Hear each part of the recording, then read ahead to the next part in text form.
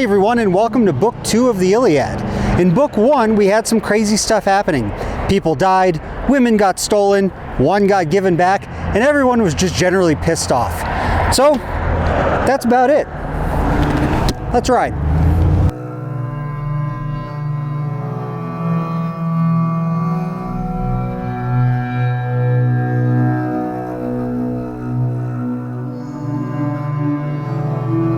Now the great array of gods and chariot-driving men slept all night long, but the peaceful grip of sleep could not hold Zeus. He was turning it over in his mind, how to glorify Achilles, how to slaughter hordes of Achaeans pinned against their ships. As his spirit churned, at least one plan seemed best. He would send a murderous dream to Agamemnon. Calling out to the vision, Zeus winged it on. Go, murderous dream, to the fast Achaean ships, and once you reach Agamemnon's shelter, rouse him. Order him, word for word, exactly as I command. Tell Atreides to arm his long-haired Achaeans, to attack at once, full force. Now he can take the broad streets of Troy. The immortal gods who hold Olympus argue no more. Hera's appeals have brought them round, and they all agree. Griefs are about to crush the men of Troy. At that command, the dream went winging off, and passing quickly along the fast-trimmed ships, made for the king, and found him soon, sound asleep in his tent, with refreshing god-sent slumber drifting round him. Hovering at his head, the vision rose like Nestor, Neleus' son, the chief Agamemnon honored most. Inspired with Nestor's voice and sent by Zeus, the dream cried out, "Still asleep, Agamemnon, the son of Atreus, that skilled breaker of horses? How can you sleep all night, a man weighed down with duties? Your armies turning over their lives to your command. Responsibilities so heavy? Listen to me, quickly.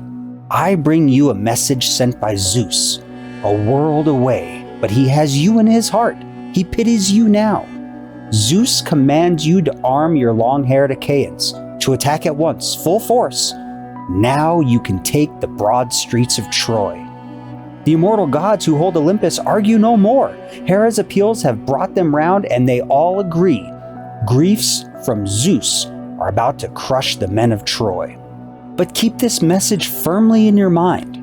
Remember, let no loss of memory overcome you when the sweet grip of slumber sets you free." With that, the dream departed, leaving him there, his heart racing with hopes that would not come to pass. He thought he would take the city of Priam then, that very day, the fool. How could he know what work the father had in mind? The father, still bent on plaguing the Argives and Trojans both with wounds and groans in the bloody press of battle. But rousing himself from sleep, the divine voice swirling around him, Atreides sat up, bolt awake, pulled on a soft tunic, linen never worn, and over it threw his flaring battle cape. Under his smooth feet he fastened supple sandals. Across his shoulder slung his silver-studded sword. Then he seized the royal scepter of his father. Its power can never die. And grasping it tightly, off he strode to the ships of Argives armed in bronze. Now the goddess, Dawn, climbed up to Olympus heights, declaring the light of day to Zeus and the deathless gods, as the king commanded heralds to cry out loud and clear and muster the long-haired Achaeans to full assembly. Their cries rang out, battalions gathered quickly, but first he called his ranking chiefs to council beside the ship of Nestor, the warlord born in Pylos. Summoning them together there, Atreides set forth his cunning, foolproof plan. "Hear me, friends. A dream sent by the gods has come to me in sleep. Down through the bracing god-sent night it came like good Nestor in features, height and build, the old king himself, and hovering at my head the dream called to me. Still asleep, Agamemnon, the son of Atreus, that skilled breaker of horses? How can you sleep all night, a man weighted down with duties? Your armies turning over their lives to your command, responsibilities so heavy. Listen to me quickly. I bring you a message sent by Zeus a world away, but he has you in his heart. He pities you now. Zeus commands you to arm your long-haired Achaeans to attack at once, full force. Now you can take the broad streets of Troy. The immortal gods who hold Olympus argue no more. Hera's appeals have brought them round and they all agree. Griefs from Zeus are about to crush the men of Troy. But keep this message firmly in your mind. With that, the dream went winging off and soothing sleep released me. Come, see if we can arm the Achaeans for assault. But first, according to time-honored custom, I will test the men with a challenge. Tell them all to crowd the oarlocks, cut and run in their ships. But you, take up your battle stations at every point. Command them, hold them back. So much for his plan. Agamemnon took his seat and Nestor rose among them. Noble Nestor, the king of Pylos' sandy harbor, spoke and urged them on, all with goodwill. Friends, lords of the Argives, O my captains, if any other Achaean had told us of this dream, we'd call it false and turn our backs upon it. But look, the man who saw it has every claim to be the best, the bravest Achaean we can find. Come, see if we can arm the Achaeans for assault. And out he marched, leading the way from council. The rest sprang to their feet, the sceptered kings obeying the great field marshal.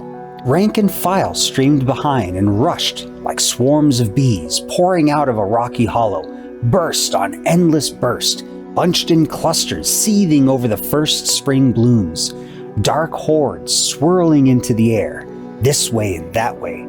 So the many armed platoons from the ships and tents came marching on, close file, along the deep, wide beach to crowd the meeting grounds, and rumor, Zeus's crier, like wildfire blazing among them, whipped them on. The troops assembled, the meeting grounds shook, the earth groaned and rumbled under the huge weight as soldiers took positions, the whole place in uproar. 9 heralds shouted out, trying to keep some order. Quiet! Battalions, silence! Hear your royal kings!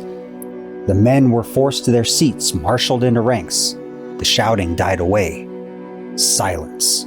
King Agamemnon rose to his feet, raising high in hand the scepter Hephaestus made with all his strength and skill. Hephaestus gave it to Cronus' son, Father Zeus, and Zeus gave it to Hermes, the giant-killing guide, and Hermes gave it to Pelops, that fine charioteer.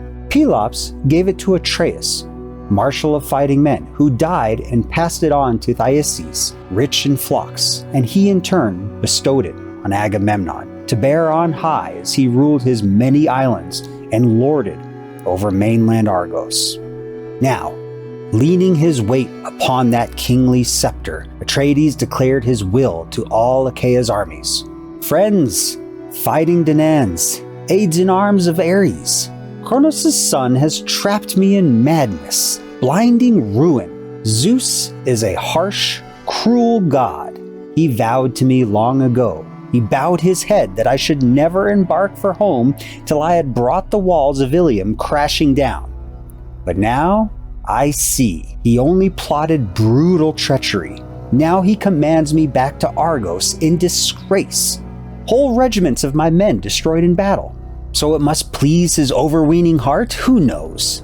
Father Zeus has lopped the crowns of 1,000 cities, true, and Zeus will lop still more. His power is too great. What humiliation, even for generations still to come, to learn that Achaean armies so strong, so vast, fought a futile war.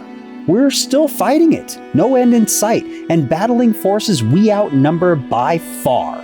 Say that Trojans and Argives both agreed to swear a truce, to seal their oaths in blood, and opposing sides were tallied out in full.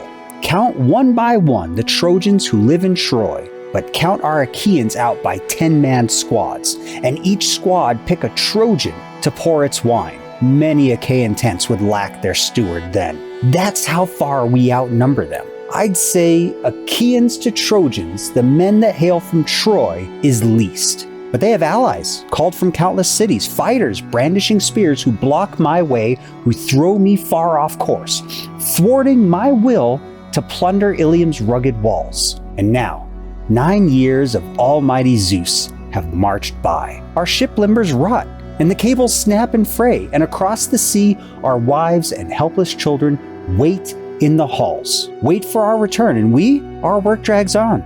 Unfinished as always, hopeless, the labor of war that brought us here to Troy. So come, follow my orders. All obey me now. Cut and run. Sail home to the fatherland we love. We'll never take the broad streets of Troy." He tested his men, but he only made the spirit race inside their chests. All the rank and file who'd never heard his plan, and the whole assembly surged like big waves at sea.